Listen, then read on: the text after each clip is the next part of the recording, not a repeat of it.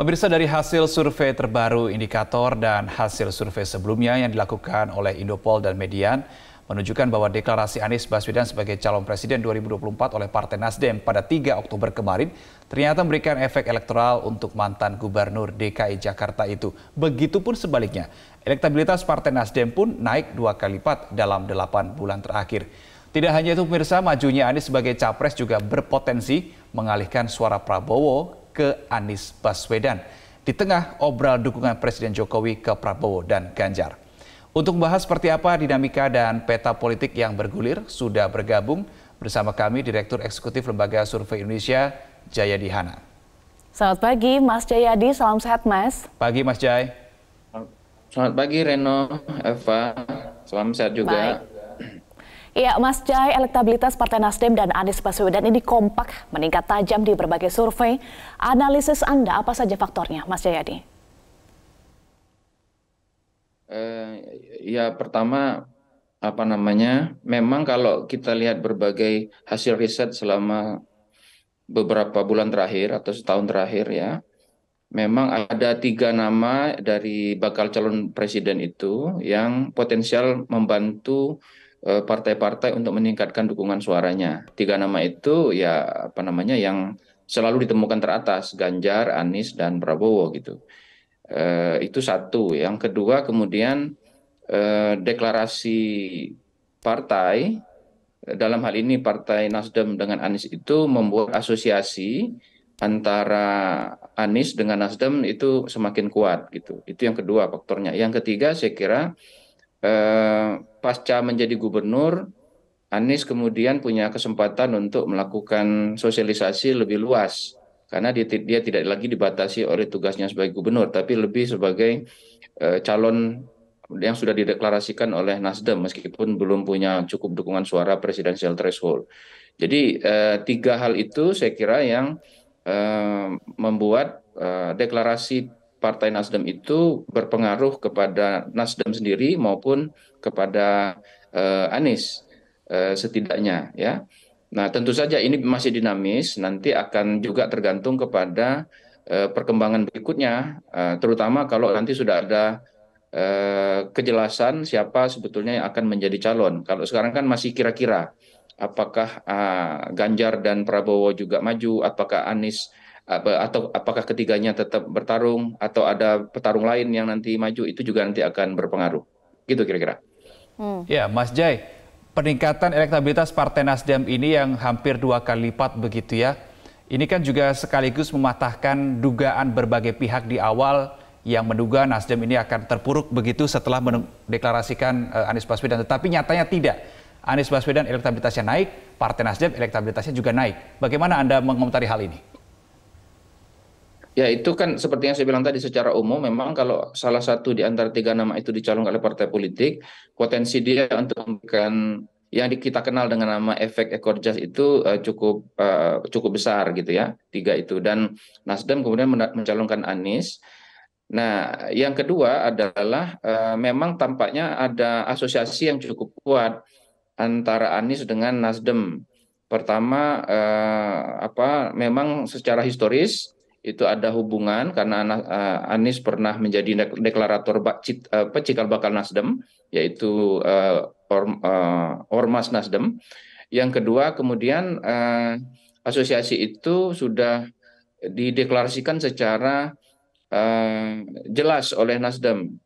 Yang ketiga, Anies Baswedan adalah figur yang selama ini belum punya partai atau tidak punya partai. Jadi ketika Nasdem mendeklarasikan Anies sebagai bakal calon presiden, maka potensi asosiasinya menjadi lebih kuat karena Anies belum diasosiasikan dengan partai lain. Berbeda nih, misalnya nanti kalau yang dicalonkan itu di deklarasi itu Ganjar atau Prabowo, itu tentu atau nama lain, tentu itu akan berbeda. Jadi ada asosiasi positif. Nah, yang ke yang ketiga, saya kira deklarasi Nasdem itu membuat basis-basis yang selama ini mencari alternatif untuk bakal calon presiden selain Prabowo dan selain Ganjar, itu cenderung ke Anies. Jadi itu yang menyebabkan mengapa sampai saat ini ada korelasi positif atau hubungan positif antara deklarasi Anies dengan kekuatan dukungan yang sementara ini diperoleh Nasdem. Ya, Mas Jayadi, apakah korelasi positif ini, tren positif ini bisa bertahan sampai pemilu 2024 dan faktor apa saja yang bisa mempengaruhi ini?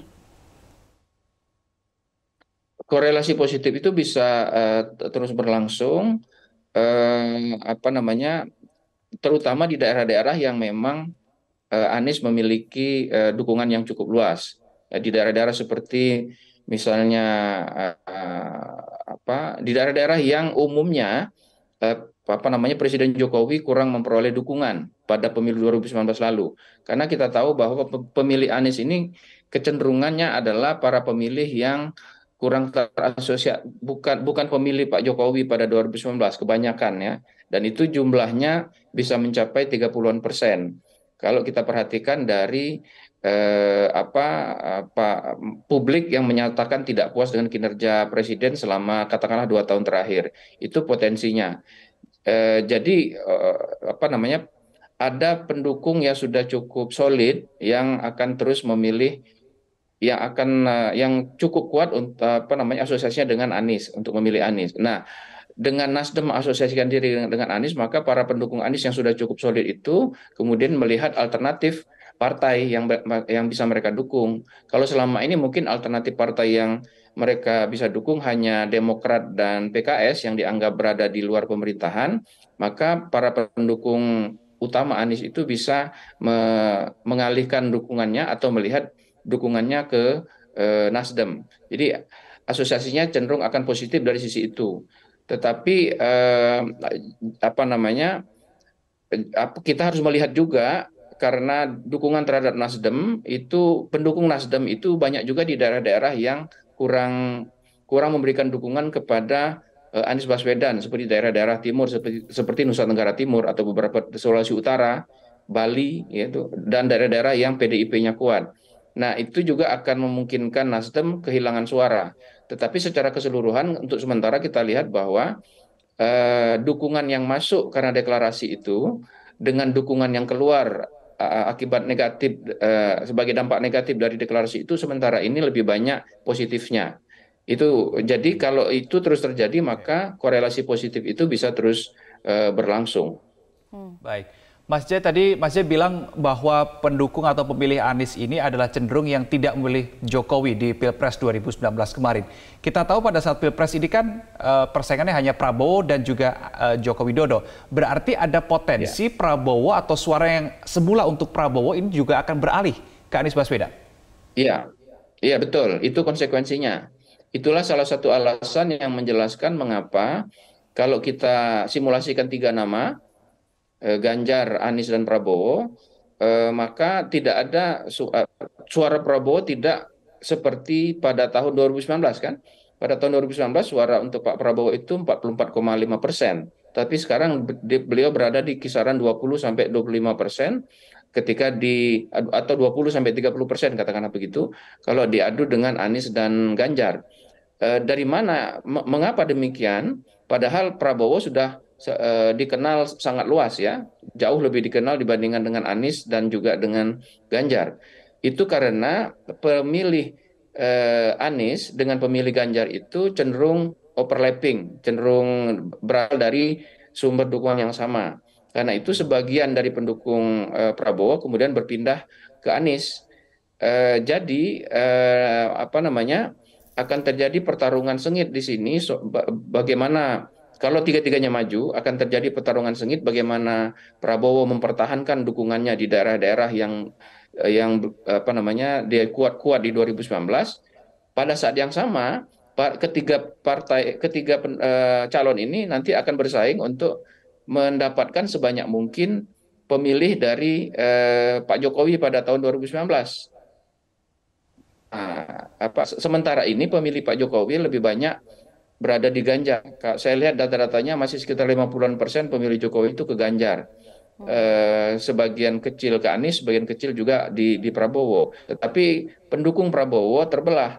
Itu untuk sementara itu saya lihat pendukung Prabowo yang pindah ke Anies sudah mencapai kisaran 40-an% gitu. Apakah itu sudah maksimal atau tidak? Nanti kita akan lihat perkembangannya ke depan. Ya, Anda sampaikan potensi 40% ya suara pemilih Prabowo migrasi ke Anies Baswedan. Nah, ini karakternya seperti apa? Apakah pemilih yang loyal dan bisa bertahan sampai pemilu 2024? Ya, jadi pemilih Prabowo itu kan sebesar adalah pemilih yang bukan pemilih Jokowi kan gitu. Nah, bukan pemilih Jokowi ini cukup apa namanya cukup solid sebetulnya memilih apa namanya calon yang dianggap tidak terasosiasi dengan Presiden Jokowi. Jadi saya duga ini cukup kuat ya. Cuma memang dia tidak cukup untuk memenangkan pertarungan. Karena itu Anies misalnya itu tidak bisa hanya mengandalkan pendukung solid yang berasal dari apa namanya publik yang tidak puas dengan kinerja Presiden. Anies Baswedan harus mencari sedapat mungkin bukan hanya mengandalkan pemilih yang 2019 memilih Prabowo, tapi juga harus menyeberang ke pemilih yang mendukung Jokowi di tahun 2019. Nah, di situ saya kira peran Partai Nasdem sebagai pendukung Jokowi itu harus mencari jalan agar dia bisa membantu Anies Baswedan untuk memperoleh dukungan dari kantong-kantong suara Jokowi di 2019. Jadi karena itu apakah korelasi positif antara apakah peningkatan suara Anies maupun peningkatan suara Nasdem itu ke depan bisa terus berlangsung, itu tergantung kepada dua hal itu. Bagaimana apa namanya upaya Anies sebagai bakal calon itu mencoba menarik dukungan dari kantong-kantong suara yang selama ini memilih Jokowi atau mendukung Jokowi, sekaligus juga bagaimana Nasdem membantu Anies di daerah-daerah yang selama ini Nasdem cukup kuat, dan kita tahu pendukung Nasdem pada tahun 2019 banyak yang juga adalah pendukung Jokowi. Jadi kalau itu berhasil maka tren suara positif Anies bisa berlangsung lebih lama, kemudian efek positifnya kepada Nasdem juga bisa terus berlangsung. Baik, Mas Jai, terakhir, kalau kita melihat komposisi tiga nama ya, ada Anies, Ganjar, dan juga Prabowo. Kita melihat Anies, Ganjar ini di beberapa lembaga survei hasilnya masih menunjukkan pergerakan yang cukup signifikan. Sementara Prabowo, kalau kita lihat cenderung stagnan begitu ya. Ada perubahan tapi tidak terlalu banyak. Apa yang menyebabkan hal ini, Mas Jai? Karena di Prabowo itu karena pertama Prabowo tidak bisa lagi meningkatkan popularitasnya. Kita tahu bahwa popularitas Pak Prabowo itu sudah sama dengan Pak Jokowi. Jadi Prabowo harus mencari cara lain untuk meningkatkan dukungan suaranya. Yang saya lihat misalnya citra personal Prabowo itu masih seperti 2019, lebih banyak terkait dengan sifat tegas dan berwibawa. Sementara apa namanya citra yang alasan memilih publik, kalau kita lihat data setahun terakhir, citra yang paling utama itu adalah citra merakyat gitu, yang selama ini dimiliki oleh Pak Jokowi. Nah, citra merakyat ini yang harus diperkuat oleh Pak Prabowo. Tampaknya pola kampanye atau pola sosialisasi Pak Prabowo dan timnya belum berubah dibandingkan dengan tahun 2019. Kalau itu tidak berubah, maka akan tetap stagnan. Itu satu. Sebaliknya, mengapa suara Prabowo juga stagnan? Ya tadi, karena ada calon lain dalam hal ini Anies yang memiliki karakteristik pendukung yang mirip dengan Prabowo dibandingkan dengan 2019. Sementara Anies dan Ganjar adalah sebetulnya dalam pengertian Pilpres adalah pendatang baru, sama-sama belum 100% atau belum di atas 90% popularitasnya, dan citranya lebih luas dibandingkan dengan Prabowo. Citra Ganjar dan Anies lebih merata di masalah merakyat, kemudian memiliki kapasitas sebagai atau track record sebagai orang yang memiliki kemampuan memerintah karena dua-duanya adalah berpengalaman sebagai kepala daerah. Kemudian citra-citra yang lain yang tidak terlalu menonjol tidak terlalu terkonsentrasi di satu citra seperti Prabowo. Jadi itu citra Ganjar dan Anies itu cenderung terdistribusi cukup merata ke merakyat, tegas berwibawa, pintar, punya track record dan sebagainya. Sementara Prabowo terlalu fokus di citra sebagai calon yang memiliki ketegasan dan kewibawaan. Itu yang menyebabkan Anies dan Ganjar cenderung lebih dinamis pergerakannya, sementara Pak Prabowo cenderung stagnan. Baik, terima kasih untuk analisis Anda. Direktur Eksekutif Lembaga Survei Indonesia Jayadi Hanan sudah bergabung bersama kami. Salam sehat selalu ya Mas Jayadi.